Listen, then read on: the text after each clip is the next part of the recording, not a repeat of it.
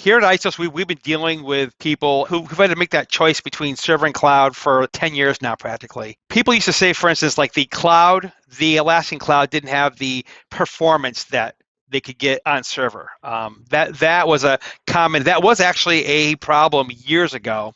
And I can tell you this, that the performance of the Atlassian Cloud is pretty amazing now. Like you get this wide scaling that is very hard to achieve on server. And not just with 1 to 10 users, 1 to 5,000. One other thing is people want to make sure that their information is protected. It is not on their own servers.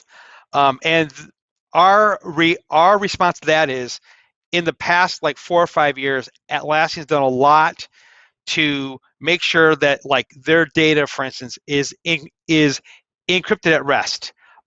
They have invested a lot in information in their transparency about how they handle all of your data. If your company has questions about how data is being handled for compliance sake, Atlassian has a lot of white papers and an information portal that kind of addresses all those points. So you can say, here's my profile that I need to meet, and you can see if the cloud platform meets that. And what we found is in the past like 3 or 4 years, more and more companies have felt that what Atlassian provides in that for your data information footprint, they cover all those bases for you. Software as a service has taken over. There's a reason that it's the most successful software business model in the world, and it's because it provides the most stability and the highest availability to the customer. I can understand how it can seem daunting and a challenge that maybe you can put off or you don't want to deal with right now, but considering that Atlassian is ending life on their server product, I think that's a pretty good signal that they're going full force into this cloud setup. So you're going to get better support moving forward in the future. And I would say the earlier you do it, probably better. One thing that's great about the Atlassian ecosystem is the tons of apps and add-ons for server. And for the longest time in cloud, it didn't have as rich of options. And that has changed. In fact, I would say that there's not only as many add-ons for cloud, but a lot of add-ons come first on cloud. So that's kind of flip-flopped. So that was a very valid concern 4 or 5 years back, but now I would say for apps and applications that work with Atlassian, cloud's the way to go. And also for integrating with other cloud services, like people who use Atlassian products don't use them in a vacuum. They use Salesforce, they use Workday, they use all these other options. And if you want to integrate your Jira or Confluence servers with other cloud apps, the cloud version is much easier to do that. It's almost a nightmare sometimes to integrate other applications, other SaaS applications with Jira Server.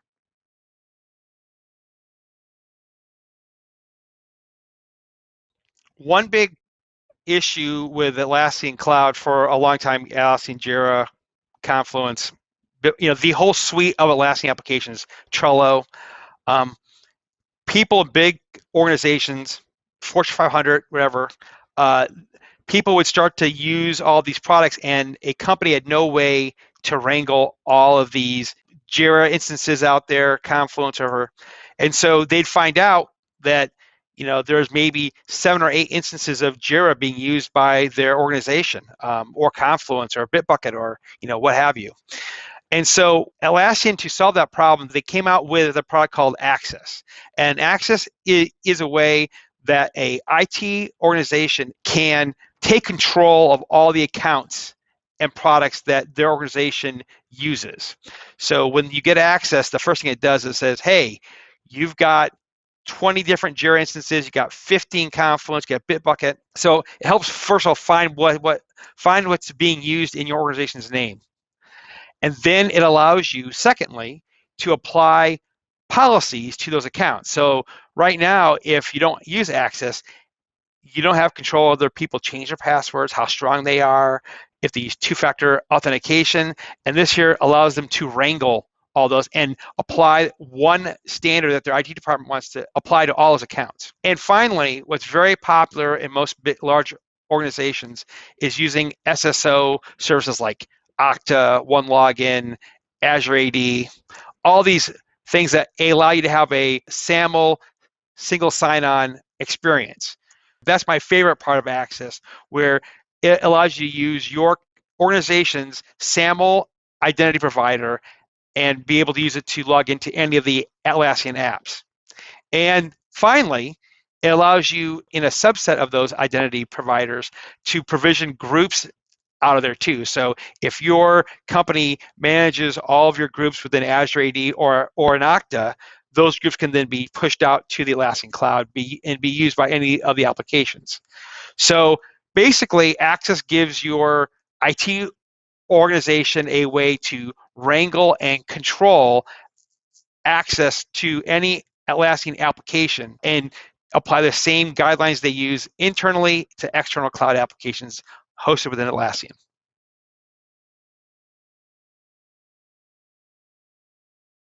A common problem that ISO is seeing a lot now is large organizations that are either acquiring other organizations or internally they have multiple Jira instances and they want to combine them for either costs or, more importantly, to increase intra-organization collaboration. It's harder for people to collaborate on projects if their issues in Jira, for instance, are spread across 10 different Jiras. And so this happens a lot. And this happens in both server and cloud both. And this is something where a partner can help, because merging or splitting Jira instances is probably the most complex thing that you can do. It's something that you're not going to do often. It's something that can, again, like a move to the cloud, can cause downtime. There's coordination, like all of the problems that you might have migrating to the cloud. You get that plus more when you do a merge. The benefits are great, but it can be a painful process. If you need to do it, you can definitely try it on your own. But this is something where I would definitely encourage you to approach a partner. And again, they can take you through the whole journey. We've pretty much got a solution for every scenario that there could be at this point. We just have to figure out a path that's going to work for your specific situation. And we do it a few times and rehearse it and make sure that it's all perfect before we ever do any real things that are going to affect your users. We'll either, pull them into server instances, or we will find a way to put it together. It does get more complicated and more difficult whenever you have multiple instances. We do this all the time. Again, it's like moving to the cloud plus. And so, again, the end result, you get increased intra-organization collaboration. You can potentially reduce costs.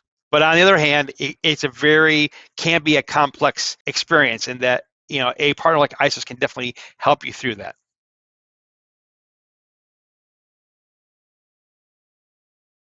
I have to say, Atlassian is probably the most transparent of any large software corporation that I've ever dealt with. First thing is, Atlassian publishes a lot of blog posts about current and future features.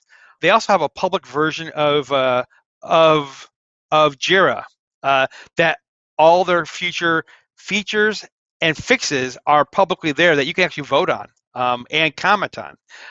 The Jira instance is affectionately called JAC, J-A-C, and you can go in there and it's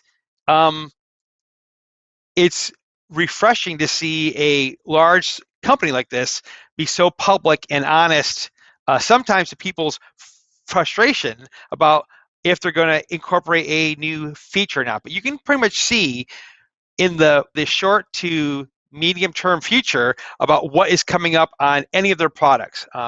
So it's I have to hand it to Atlassian that they do that, and the customers become an active participant in helping shape the product roadmap. My day job is interacting with IT staffs of various organizations all around the world. And I kind of feel your pain, the fact that usually IT organizations have a million things they're managing. Atlassian is normally a little small fraction of your day.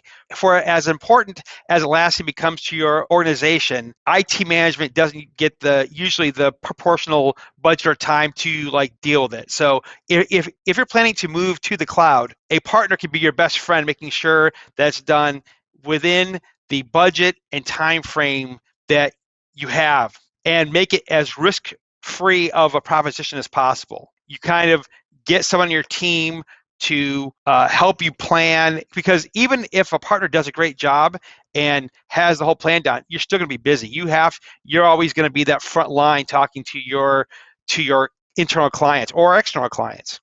So I would highly encourage you to, I think, contact us, and we can help you, make that what can be a complex journey into Atlassian Cloud as easy as possible, and in a way that in the end your users will love you more, which would be great. You can then devote more time to the IT tasks that really, that where your organization needs you to focus, and not Atlassian upgrades and whatnot. If your CIO or if your own internal group has considered this cloud journey, please, read our information, read Atlassian's, and if you feel that we can help, please reach out to us, and we love to make that cloud journey as smooth as possible for you.